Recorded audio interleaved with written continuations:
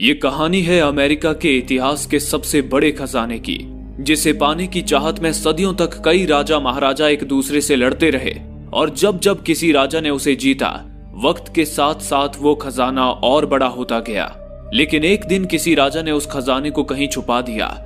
इसके बाद लगभग 1000 साल तक कोई उस खजाने तक नहीं पहुंच पाया। 1000 साल बाद एक लड़ाई के दौरान कुछ सैनिकों को एक चर्च के नीचे वो खजाना मिला। ये तय था कि जो भी उस खजाने का मालिक बनता, दुनिया पर उसी की हुकूमत होती। उन वीर सैनिकों ने उसे किसी गलत इंसान के हाथों में पड़ने से रोकने के लिए खुद का एक संगठन बनाया, जिसका नाम उन्होंने रखा फ्री मेसन्स।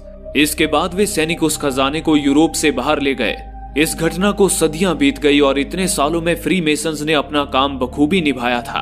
अमेरिका की आजादी में महत्वपूर्ण भूमिका निभाने वाले कुछ लीडर्स, जिन्हें फाउंडिंग फादर्स भी कहा जाता था, वे भी फ्री मेसन्स का हिस्सा थे।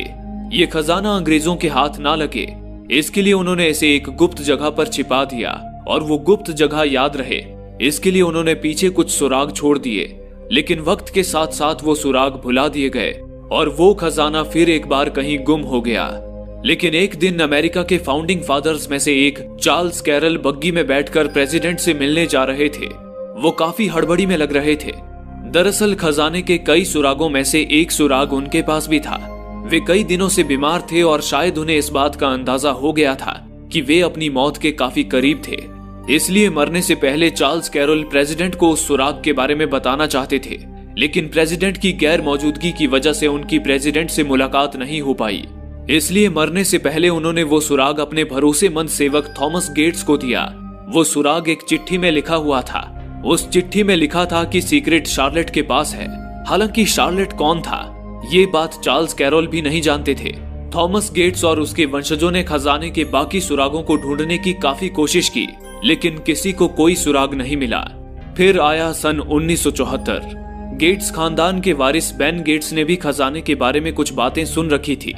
इसी बात की पुष्टि करने के लिए एक दिन वो अपने दादाजी के कमरे में चुपके से खजाने के बारे में जानकारी इकट्ठा कर रहा था।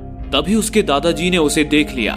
दादाजी समझ गए थे कि बेन अब बड़ा हो गया है और उसे भी उनके परिवार का इतिहास पता होना चाहिए। इसलिए उन्होंने बेन को खजाने का पूरा इतिहास बताया। हालांकि तभी बेन के पिता वहां आ गए और दोनों को खजाने के बारे में बात करते हुए देखकर गुस्सा हो गए।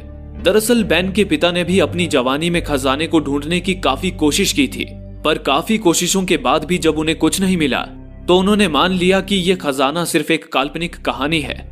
पर छोटे बेन गेट्स ने उस खजाने को ढूंढ निकालना अपनी जिंदगी का मकसद बना लिया। बेन के पिता की तरह बाकी